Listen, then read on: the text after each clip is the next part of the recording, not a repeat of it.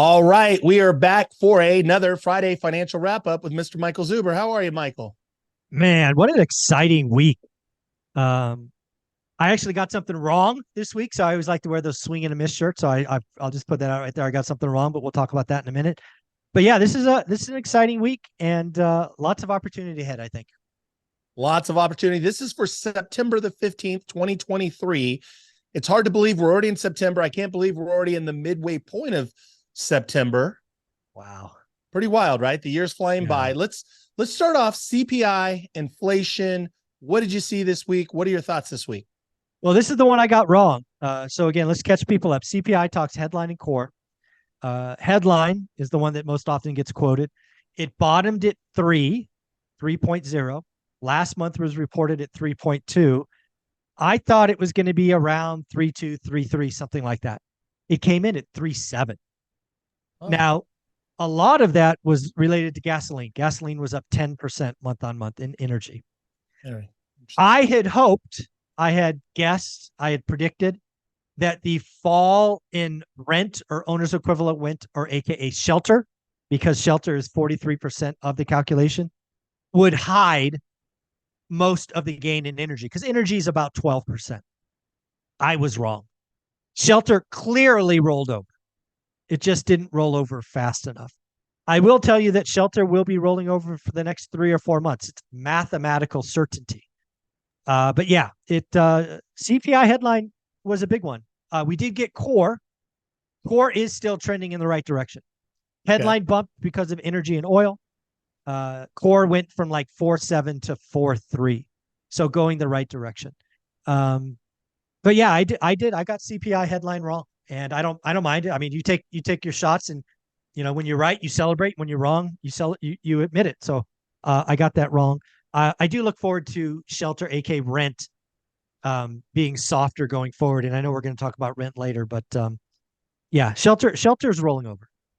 It's interesting too. I think and it's interesting because I've not seen one social media post, nobody complaining or upset about. It's like pretty normal here in California, at least, to pay 5.70, 5.80, $6 a gallon Six for bucks. gas. Wow, we're crazy, crazy. Isn't that crazy? And like a year and a half ago, I mean, it felt like people were going to riot in the streets because gas was, $5 to $6. And now it's like, I it feels want like you to people have accepted it, repeat right? repeat what you just said is why I think we have this pressure building in housing. So let's rewind what you said. Last year, we had all those Instagram posts. Hey, he did that. He did that when gas got to $6, right? Yep. Comes back down, blah, blah, blah. Everybody's fine. Goes back up. We've been here before. We're kind of good. Yep. What did you just do? You just showed that 7% is bad, 6% is good for interest rates. Yep. We have been over 7% for 4 weeks. This will likely be the fifth week in a row when it's finally reported. Yep. It might go 6, it might go 8, it might go 10 weeks above 7%. The longer that goes, the more used to we are to 7, and 6 will be a game changer. And if Yeah. you're in the first time home buyer market, watch out. It's very interesting. Yeah, we're going to keep going. Let's actually, I'm going to flip the notes a little bit. Let's talk about rents. What did you see this week? And kind of, you talked about it turned over. Unpack Yeah. that a little bit for maybe a newer viewer. What did you Yeah. see with rents, and explain? Yeah. So rents or shelter is a part of CPI, core inflation, and just clearly rolled over. It's going to roll over for the next 4 or 5 months. But more importantly, in real time, rents are falling in multifamily. Not everywhere, but in lots of places. And with new supply coming online, we have something like, I don't know a lot of units coming online between now and the end of the year. Rents in multifamily are going down. Rents in single family home, depending on the area, might go down, might go flat. But multifamily, it would not shock me if we do something called reversion to the mean. Historically speaking, when you were buying or evaluating multifamily, you would assume 3% rent growth. For the last couple of years, people have been underwriting at 5% rent growth. We've had some markets double-digit rent growth for years, right? 21, 22. That is all hocus pocus. It is all focus. It's just nonsense. And reversion to the mean means we're going to have negative rent growth in multifamily in most of the country coming up very soon, I think. Interesting. So rents will soften. And again, in the Bay Area, in California, in the markets you and I are in, for a lot of our viewers who are the West Coast, single family houses, still very, very low inventory, Very, still yeah. hard to find a Flats rental. is strong. No, yeah. Single family rentals in areas where you can't build, like Yep. the Bay Area, Yep. you can't build them. So it's going to be it's going to be at least worst case flat, but probably up. Got it. And when you talk about, you're talking about these large multifamily markets where there's Yes. just a very vast supply. Just lots of dirt, lots of projects started, cranes everywhere. Got it. That's Okay. going to be a problem. Makes sense. Makes perfect sense. I think of Texas when I think of like just Phoenix, apartment buildings, Texas. Yeah. Okay. You got it. Very good. I just want to put that a little bit of context for the viewer. So let's keep going. PPI, what is it and what happened this week? Producer price index, it's kind of the leading indicator for inflation. It was trending below 1%, I think, for the last, or like the 12-month running average was like 1% or something, pretty low. It did just have the highest month on month. I think it was a 0.6 or maybe even a 0.7. So it's the highest monthly reading, certainly in the last year. Anytime there's just a single data point, I don't really get worried because of revisions and whatnot. I look for trends, but I will be watching PPI next month because if we stay at this level or go higher, that might be some bubbling future inflation. I don't expect it, but I'll be watching it next month. Interesting. Okay, keep our eye on it. Let's talk about retail sales. What happened this week in retail sales and your thoughts? The death of the consumer has been often said and not recurred. So if you remember last month, retail sales were expected to be negative 0.2. They came in positive 7 or some 0.7. This month, they were expected to be up 0.1. They were, again, 0.7 or 0.6. So again, a massive beat to the upside. However, let's not forget, as we've talked many times on my channel, there are real and nominal economic reports. Retail sales is a nominal economic report. And remember what we said about CPI. Gas was up 10%. So some of that bump in retail sales is simply gasoline being more expensive. It's not all of it. I'm just saying the massive beat isn't as big as maybe it appears at first blush. Makes perfect sense. So let's, in with regard to when you take CPI just slightly up, you were a little bit off. If you take the retail sales, you take PPI, you talk about rents. Rents are now turning, softening. Mm-hmm. Do you see problems for the Fed? Do you see that, should we be concerned about another, 25 basis points? Are we still Not terminal rate? Are we locked into the idea that we're there? We're done. We're done. We're done. We're moving forward. My opinion, we're done. Okay. All right. That's good to know. So let's keep going. Let's talk about unemployment claims. What did you see this week and your thoughts? Again, this is a great number for us to talk about every week because it's a weekly number, right? It's not like we have to wait a month or a quarter for these reports. This one's every Thursday morning. They're down again. I think they came in at 216,000. Last month was 231. The month before that was 242. They're going down. So the job market is it's often the last or lagging indicator, as they like to say, but damn, still pretty strong. That's good. So people are going back to work. Let me just throw the kind of the curveball, right? So we talked about inflation, we talked about unemployment, we talked about retail sales, the consumer, recession, something we didn't talk about pre-roll, something we didn't put in the show notes. Just your thoughts. The rolling recession, has it already rolled? If you were affected, real estate industry in some ways the last couple of years, your thoughts about rolling recession? I think without a doubt, we're in a rolling recession. We're still in it, right? Okay. I think housing felt it first, mortgage felt it first. I think we're bottoming now. I think services, as an example, was accelerating, doing quite well. I think that's coming in. I don't think there's any question we're in a rolling recession. I think the big question is, will we have a traditional recession next year, meaning 2 quarters of negative GDP growth? And I got to tell you, Ty, I am watching student loan payments that start in earnest October 1st. That money's got to come from somewhere. Interesting. Those payments come from somewhere. And some people have savings. I get it. But for a lot of people, it's going to come from discretionary spending.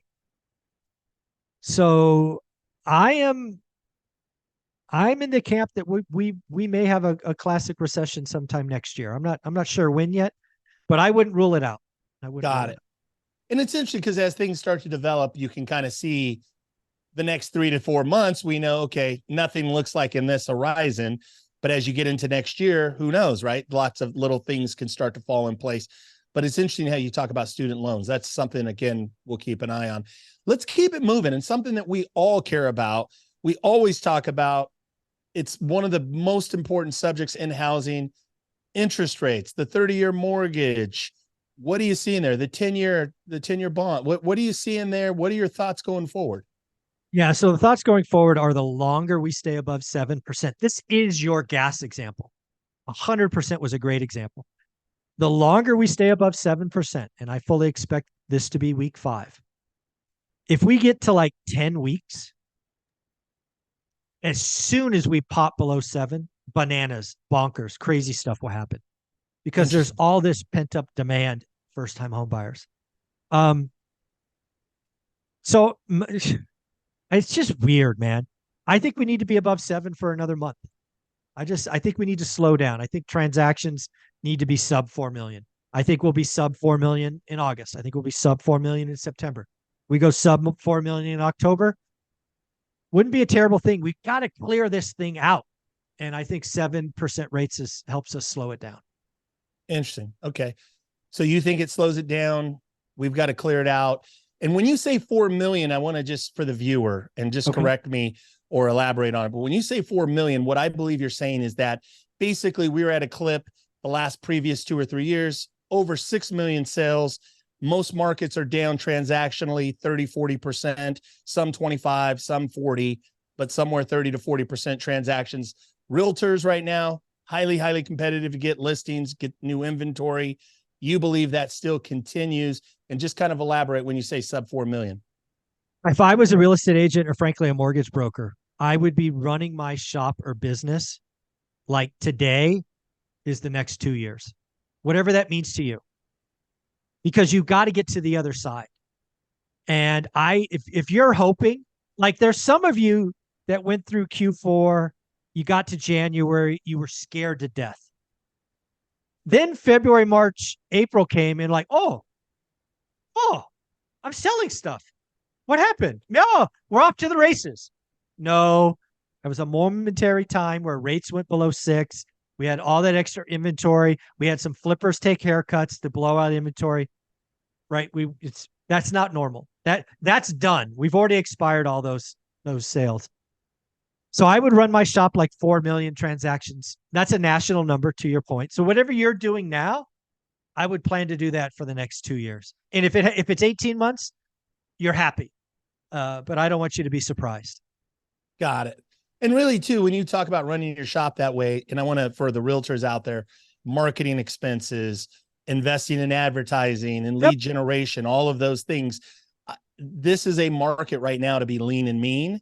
If you have opportunities to expand, you expand there, but do it in a smart expansion where you're not just throwing money thinking that the market is going to go back to quote unquote normal, which was, the previous. Run the ROI on 4 million transactions. Don't kid yourself. We're going back to 6. Correct. I love it. So let's finish what we always love to talk about: opportunity. Opportunities everywhere. Let's break down specifically. What do you see? It's the middle of September. You and I, that's all we ever talk about when we're just you and I personally. Mm-hmm. September, October, November, December. What do you see as opportunity for the one rental at a time community? Watch days on market. New listings, all-time low. Logan from Housing Wire. All-time low last week, new listings. Yep. Active inventory going up. How can that be? Days on market. I promise you, folks, in your buy box, in your market, the opportunity to find motivated sellers is better today than yesterday. It will be better tomorrow than today. It's just the law of the jungle. Some people have to sell.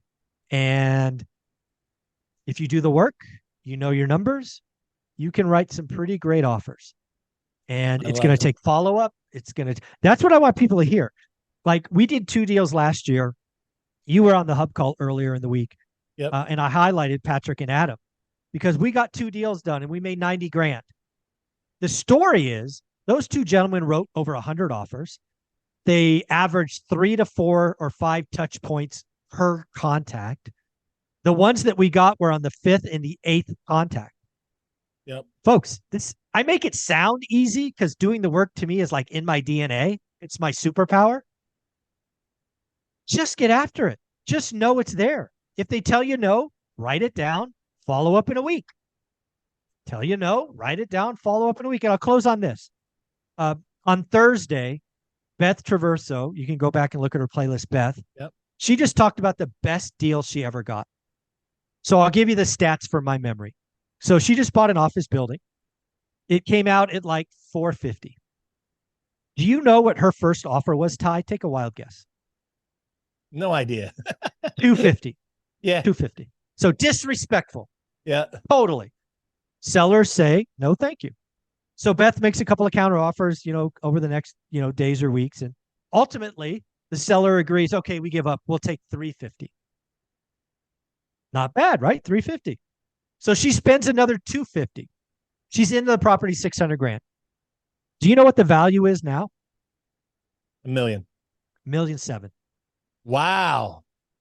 She bought a dump. It was ugly. It had a dead rat in the window. It was disgusting. Wow.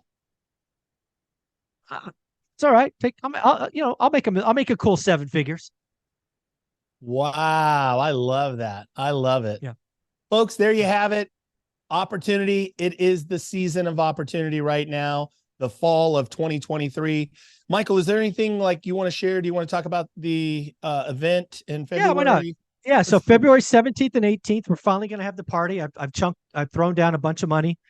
VIP is almost sold out. I think we've got 3 or 4 spots left. We do have 150 or so general admission. It's 2 days. The first day includes a concert and a party. It has 11 speakers. We're going, it's on President's Day weekend, so it's going to be much easier for people to travel in and out. And I'm excited. I'm doing this at the Blind Center, which obviously serves the blind in Las Vegas. I've rented the entire space, which helps them fund their services. I hired their band, the Broken Spectacles, to put on a concert at 8 a.m. on Saturday. And dude, you're going to get to meet 11 one rental at a time millionaires, including my man Ty right here, who might be the opening talk. I don't know. I haven't put the gen together, but he might open or might close. He's just that dynamic. I might have him open.